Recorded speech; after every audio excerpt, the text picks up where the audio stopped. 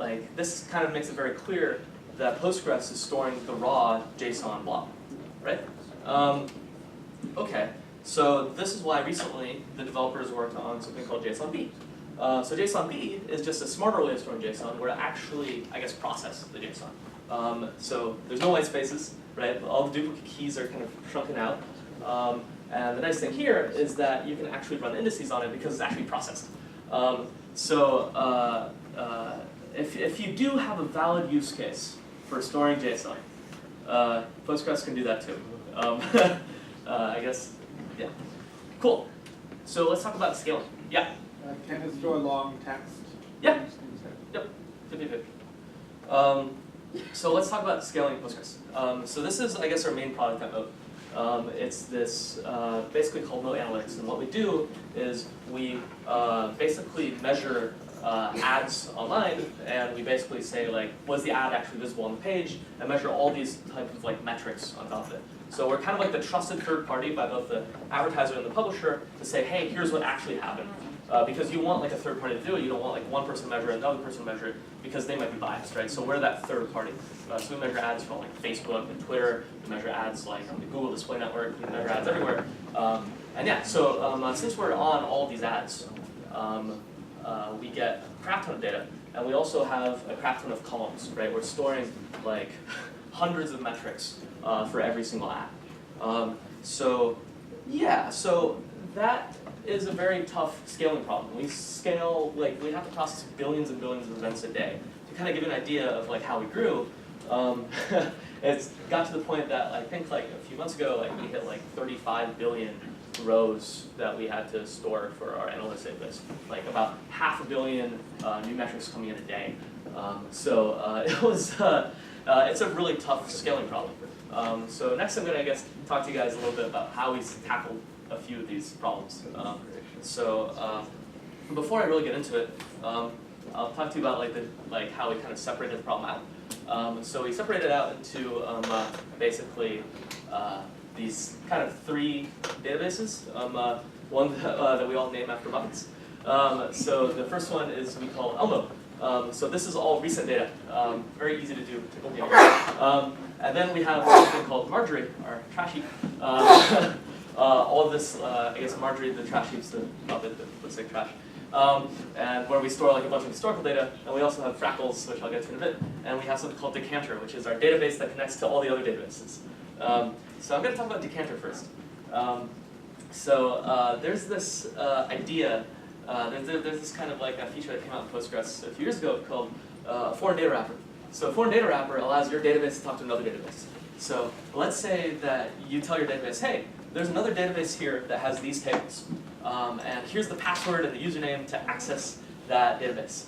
So now your first database can query the other database. What's interesting about that is not only can you talk to all the databases, you can actually you can like talk to, I guess, like not just one, but like n number of databases. You can talk like have like one database whose sole responsibility is get results from other databases, pull the results in, and kind of union them together. That's what Decanter kind of does, which is kind of interesting because most of the time when you have a database, your database is like super, I guess, like the most expensive instance you're going to have in like your cloud, I guess, because it's going to need a lot of CPU, it's going to need a lot of memory, it's going to need a lot of storage. Decanter, it doesn't need storage, right? All it's doing is getting, I guess, results from other databases and just using a lot of memory and a lot of CPU to just process it. That one's like a really interesting one because that means that what you can do at scale is you can just split up your database into a lot of other databases and have one database whose sole responsibility is the one to talk to all these. So that's one easy way to scale. Yeah? What about the network bandwidth? Like it sounds like since you need to communicate to others. Yeah, great question. Network, so I mean like, the network hop isn't that expensive, right? I mean like, you're right, it's a constant overhead, right? It's a constant overhead of like, I don't know, like 20 milliseconds, 10 milliseconds. I'm not talking about the latency, but like the bandwidth, like the amount of data. Yeah, that makes it more expensive, yeah. Yeah, like, you pay for bandwidth in most of your cloud services, so you have to pay for that. But it's a small price to play, to be completely honest. Cool, so next I'm going to talk to you, I guess, about Marjorie, which is our historical database. Marjorie the trash heap. To I guess understand Marjorie, you have to, I guess, really talk about our data a little bit. We have a lot of it. Essentially, all we're doing in our data is we're just kind of bean counters, right? Like, we're counting this thing happened to this ad, this thing happened to that ad, right? We have like all these kind of like events that are happening over time, and essentially we're just bean counting at a really, really, really large scale. And the other thing you kind of need to understand about our data set is that it's very sparse. So there's a lot of nulls, there's a lot of like booleans, but mostly the lot of nulls kind of come into play here. Another thing to kind of understand before I get into Marjorie is how data is stored in a database. So when you store data on disk, you store them on pages in your disk, right? Every single, like all of your rows are kind of like, like these pages are of like a set size, like 8 kilobytes. When you store like all of your rows, like a ton of them are going to be on the page, and then a ton of them are going to be on the next page, and so on and so forth. So what happens when a row is too big for a page? Well, Postgres is pretty smart about this, and it's saying like, whoa, chill, we're going to have to compress this for you. They actually split it up into like a bunch of other kind of rows that you never see under the hood. And this is something that is called toast. It's like how they store a ton of oversized rows into, I guess, that are bigger than your page, like under the hood. So what we decided was, hey, if our data is super sparse, right? If there's a lot of nulls, then one thing we could do is, one thing that we know is that compression would help us a lot, right? So how can we manipulate Postgres into giving us compression? Well, one way you could do it is to store, kind of like append all your rows to each other and store them as an array. And then it will just kind of like do toast for you. Sure, like you're kind of giving away kind of like specificity here, but the nice thing is that if you're I/O bound like we were, and like the problem was that we're like taking like a crap ton of pages, then suddenly like all this is going to be compressed, and you're going to be instead CPU bound. And it's like all the work is instead of like ripping stuff from pages, it's going to be like, I guess, decompressing all of this data.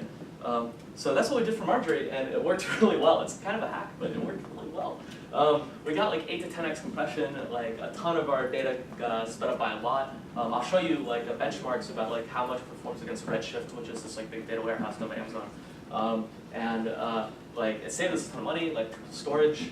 It's really useful for historical data, but again, it's inflexible, right? I mean, this is computer science, right? Like the more specific you get about something, the more your other things you're trading off, right? So long as you make that decision intelligently, that's great.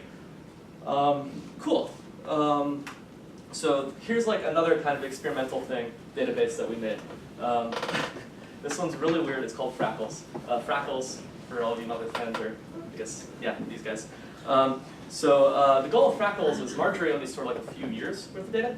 Frackles, the goal was, can we store all of our historical data? Can we make it super, super cheap if possible?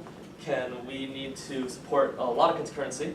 And we want to be able to, I guess, spin up new instances really quickly and hopefully make it faster than Redshift. Okay, so this one's going to sound super weird. I'm not sure. How many of you guys are familiar with AWS Lambda? Okay, so AWS Lambda is basically the service by Amazon that allows you to run a function in the cloud, like without a server. And they also have something called S3, right, that you can just store files. So we just kind of said, hey, what happens if we store SQLite files? SQLite is kind of like a database that just works off like one file. It's like used in your phone, for example, a lot. Let's say, what happens if we store our data in SQLite files, store them in S3, and then we make some AWS Lambda functions who are responsible for getting that SQLite file from S3, using SQLite to get the results, and then we get like a Python client who's responsible for firing off all those lambdas. And then we talk to that Python client through a foreign data wrapper that we wrote. So essentially, instead of using, I guess, Postgres for, I guess, under the hood making your own database here, I was really skeptical of this. This sounds like a giant, really ridiculous hack. So I guess here's what it kind of looks like. You'll notice, like, like you can fire off a ton of lambdas, right? Like AWS kind of like allows you to fire off these, like, I think like for us they let us do like a few thousand functions at the same time.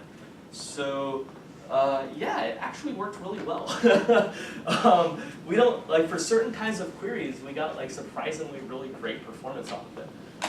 It's dirt cheap, you only pay for S3 and Lambda, so Lambda is like, you only pay for like while the function runs. Sure, you have like some cost and overhead that, you know, like actually firing off the Lambdas, but it's completely stateless, you don't have to like maintain this database box. And yeah, it actually worked really well on queries where you don't have to aggregate too much. So here's like some benchmarks on like these kind of like experimental ways that we kind of, I guess, use Postgres and some other technologies and how it compares to Redshift. This is like a logarithmic scale. And a lot of queries, it just kind of like was substantially faster. So that's, I guess, pretty cool. What kind of queries are you writing specifically? Like, there's no Yeah. aggregation, it's just like querying like one small thing. Well, it's kind of like, so essentially it's picking out a ton of rows, collecting them and aggregating them, just doing a sum. Oh, it is an aggregation. Yeah, so it is an aggregation. The more aggregation you have to do at the end, I guess the slower Crackles would be, the more aggregation they can do in the SQLite part. So, I mean, if you think about it, it's kind of like a weird MapReduce, right? Yeah. So you're just doing it like on the SQLite level. Yeah. Okay. Yeah. So anyway, in summary, Postgres is really flexible. It's really cool. It's like a great system if you're like, you know, writing your own pet projects. I do it all the time. It works at scale really well, like mode scale to the point where we're doing, you know, storing billions and billions of rows, and it's working fine for us. And yeah, so if you have any questions, I guess let me know. Do you ever store audio files in it, or do you recommend against that doing files? Audio files, so not really. I mean, like, so files, like big files, I would store that in S3. Because like a database is really good for indexing stuff, right? So like searching for a particular criteria. If it's like a big blob of data, store it in S3. That's what you do for pictures, that's what you do for audio files, movies. Can you explain the monetary hack game? Like, I Yeah. kind of used to do it. Yeah. So kind of the hack and Marjorie was we realized that Postgres compresses like really big, I guess, rows and stores it underneath the hood into multiple rows. So what we did was we just kind of tricked it into, I guess, like concatenating a bunch of rows together. Like we made it basically a big array. We just like concatenated a bunch of arrays to it. Essentially this will allow like Postgres to do its like native compression, toast compression. So that made it, that kind of like made us, I guess, since we were I/O bound, like compressing it will make us not I/O bound. Will make us like CPU bound, right? For like compressing. Why do you need to restructure your data? Like, is there no like switch that you could say, hey, always compress this row, no matter how big the size is? To be honest, I wasn't on the team that did Marjorie, so I don't really know too much about that. Yeah. And I hope I got it right. Yeah. Cool. So if you guys have any questions about, I guess, Postgres, any of the databases we used, or I guess about like being a startup that got acquired, or I guess anything at all, yeah. Thank you.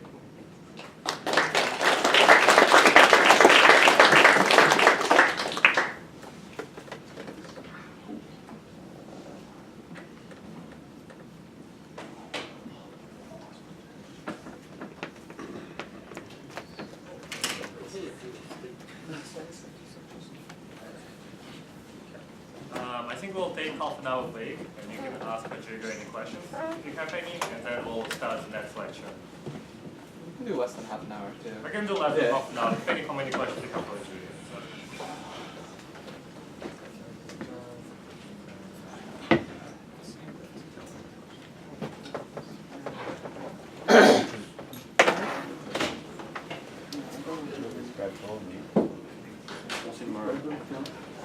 I was gonna say that. Below the page use of foreign data wrappers, I was really impressed. So yeah, I was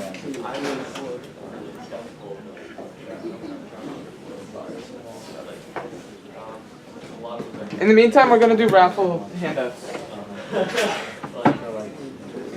was No, like the whole idea of like, what if instead of using the file systems for pages, we use S3 to store even huge, bigger pages, and now we use network instead of But you'll, I don't know, like. Robert, can you help me I should count tell people things like this for to my like professor I work with, database projects. And, 1, 2, 3, 4, 5, 6. The last one. The last two. yeah. Because you I said like one on all the three. I bet we'll get all three. All three.